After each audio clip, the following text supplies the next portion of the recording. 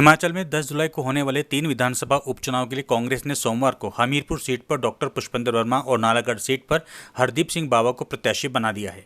सोमवार शाम तक देहरा पर पेंच फंसा हुआ था, लेकिन अब सूत्रों के हवाले से खबर आ रही है कि कांग्रेस हाईकमान यहां से महिला को टिकट देने के पक्ष में ही नहीं बल्कि ये फाइनल भी हो गया है। इंतजार है तो आधिकारिक घोषणा का। अब आपको हमीरपुर और नालागढ़ सीट पर घोषित किए गए दोनों कांग्रेस के चेहरों से परिचय कराते हैं। उससे पहले आपको बता दें कि देहरा सीट पर चुनाव मैदान में कांग्रेस के टिकट पर मैदान में उतरने वाली महिला कैंडिडेट कौन है। ये महिला कैंडिडेट हैं सीएम सुखविंदर सुक्खू की धर्मपत्नी कमलेश ठाकुर। कांग्रेस हाईकमान ने इन पर विश्वास जताया है और कमलेश ठाकुर का मायका भी देहरा से ही है। हमीरपुर सीट पर चुनाव मैदान में उतारे गए डॉक्टर पुष्पेंद्र वर्मा सीएम सुखविंदर सुक्खू के बेहद करीबी माने जाते हैं। वर्ष 2022 में हुए चुनाव में पुष्पेंद्र वर्मा कांग्रेस के उम्मीदवार थे, लेकिन अपने निर्दलीय उम्मीदवार आशीष शर्मा से 12,899 मतों से हार गए थे। इस बार होने जा रहे उपचुनाव में डॉक्टर पुष्पेंद्र वर्मा और आशीष शर्मा के बीच ही मुकाबला होगा। फर्क होगा तो सिर्फ यही कि इस बार आशीष शर्मा निर्दलीय नहीं बल्कि बीजेपी के टिकट पर चुनाव लड़ रहे हैं।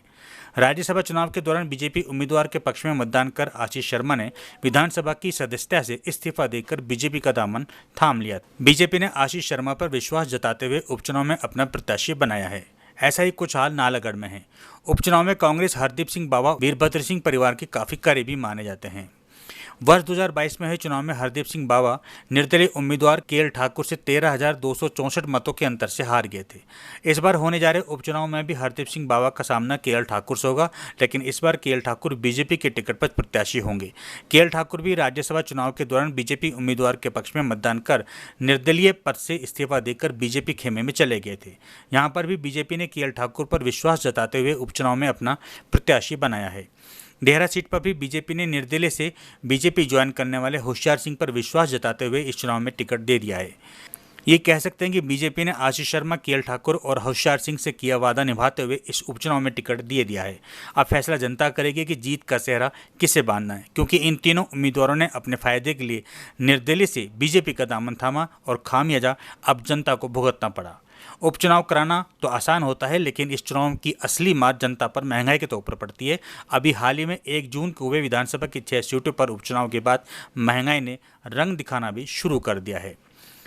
हिमाचल में लोकसभा और विधानसभा उपचुनाव के लिए लगी आचार संहिता के हटने के बाद आज मंगलवार को करीब 3 महीने बाद शिमला में सीएम सुखविंदर सुक्खू की अध्यक्षता में 11 बजे कैबिनेट की बैठक शुरू हुई। बताया जा रहा है कि इस बैठक में रोजगार से जुड़े कई मसलों पर निर्णय हो सकता है, लेकिन इस बैठक में नालागढ़, देहरा और जिला हमीरपुर से संबंधित मुद्दों पर कोई चर्चा नहीं होगी, क्योंकि इन क्षेत्रों में उपचुनाव के चलते आचार संहिता लगी हुई है। उधर कांग्रेस सांसद राहुल गांधी ने वायनाड की सीट छोड़ने का निर्णय लिया है। राहुल गांधी रायबरेली की सीट को संभालना चाहते हैं। ऐसे में अब वायनाड सीट पर होने वाले उपचुनाव में कांग्रेस प्रियंका गांधी को चुनाव मैदान में उतार रही है।